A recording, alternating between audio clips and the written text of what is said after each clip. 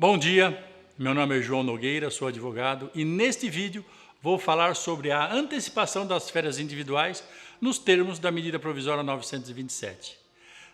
Ela coloca uma situação nova em conformidade com a necessidade do momento, ou seja, enquanto perdurar o estado de calamidade pública, poderá haver umas situações especiais de férias. E ele traz 3 situações específicas. A primeira situação específica é quando o indivíduo, o empregado, já tem todo o período aquisitivo completo. O segundo é quando o indivíduo ainda não tem, o colaborador ainda não tem todo o período aquisitivo, ele está no curso do período aquisitivo.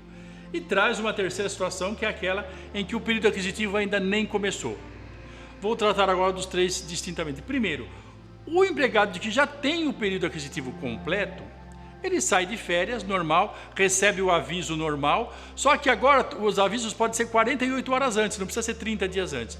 Com 48 horas de antecedência, via escrita ou via eletrônica, você comunica ao funcionário e ele estará de férias, certo? O segundo item é, ele ainda não tem o período aquisitivo completo, ele está no curso. A medida provisória traz essa possibilidade, eu coloco ele de férias ainda que não tenha adquirido todo o período aquisitivo. Também comunico 48 horas antes e ele estará de férias. A terceira situação é totalmente inovadora. O período aquisitivo ainda não se iniciou. Vai se iniciar talvez em maio, em junho, julho e vai vencer lá em 2020 e ele vai começar o período de gozo lá em 2021. Nessa situação, tem que se chamar o empregado, fazer um acordo escrito com o empregado formal, dizendo aqui esse período refere-se às férias, e coloca ele de férias hoje. Ele goza das férias hoje, agora durante o período de calamidade pública, ele fica em casa, descansando uma férias que talvez ele fosse descansar no final de 2021 e põe isso num papel. Isso é antecipação de férias. A outra alteração que trouxe a lei é a questão do pagamento. O pagamento deveria ser sempre feito 48 horas antes do início das férias. Você poderá fazê-lo assim ou adotar as novas medidas, quais sejam, eu posso pagar as férias até o 5º dia útil do mês subsequente ao início das férias.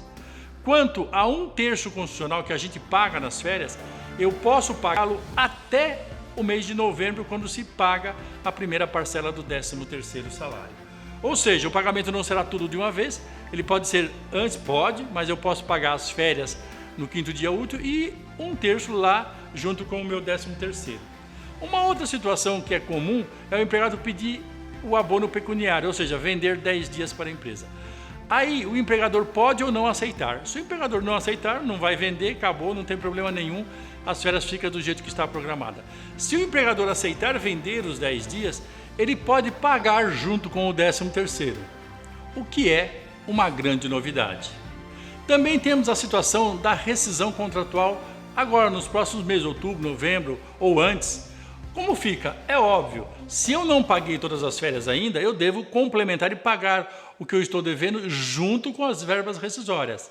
Mas e se eu paguei a mais, eu antecipei férias, horas? Se você antecipou férias, o meu conselho particular é desconte também junto com as verbas rescisórias. Por quê?